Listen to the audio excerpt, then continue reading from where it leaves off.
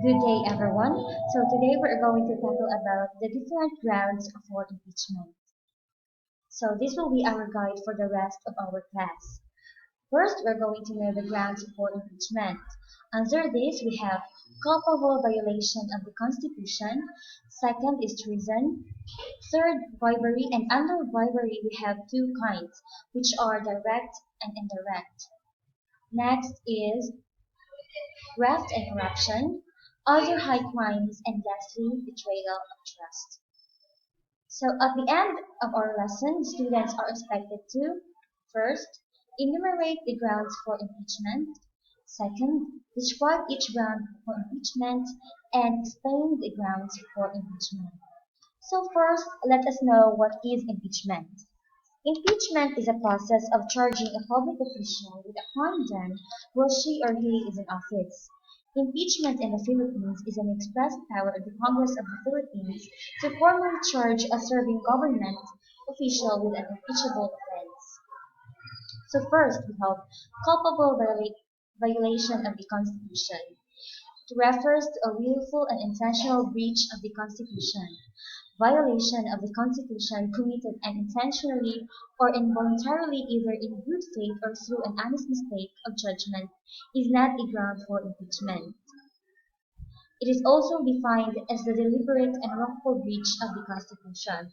So when we say wrongful breach of the Constitution, it is a failure to do what is required by a law or an agreement.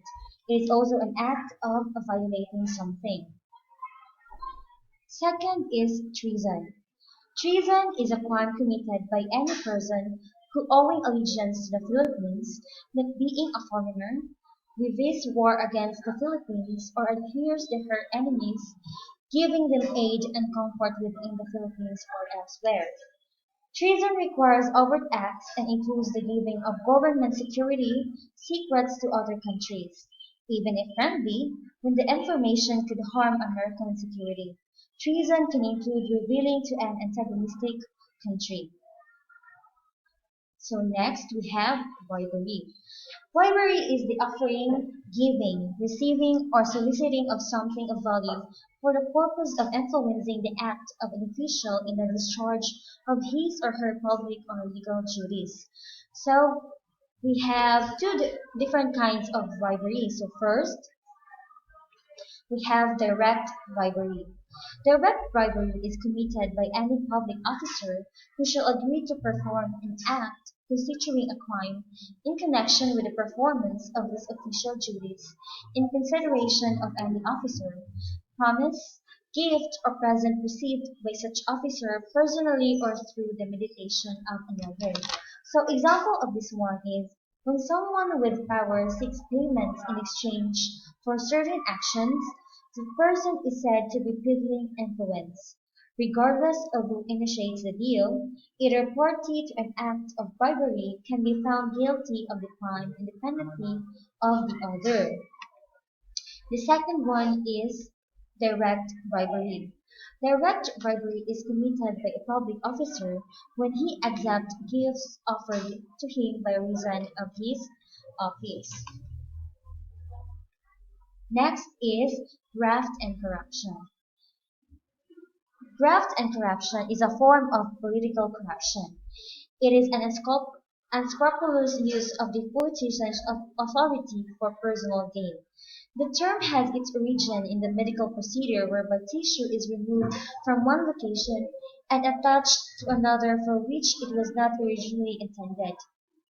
So did you know that most of the Philippines in the Republic of the Philippines from the First Republic until the last Republic was being accused by being corrupt? So this graft and corruption was not included as a ground for impeachment under the 1935 Constitution. Its inclusion may be attributed to the awareness of the 1971 Constitutional Convention of the widespread graft and corruption in the government at that time. Next, we have other high crimes. These other high crimes refers to those crimes which, like treason and bribery, are of so an enormous a nature as to affect the very life or orderly workings of the government. For impeachment purposes, No act may be regarded as high crime unless there is a law forbidding and punishing it.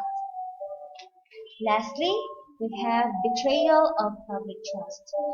In the 1935 and the 1975 Constitution, betrayal of public trust was not an impeachable offense. It covers any violation to the oath of public involving use of popular support even if the violation may not amount to a criminal offense. Its inclusion is more a reaction to the past experience than an exercise in logic. The Supreme Court purposely refused to define the meaning of other high crimes and betrayal of public trust, saying that it is not an justifiable political question which is beyond the scope of each judicial power. However, the court refuses to name which agency can define it. The court impliedly gives the power to the House of Representatives, which initiates all cases of impeachment. The new ground serves to stress the desirableness of having a president who truly regards public office as a public trust.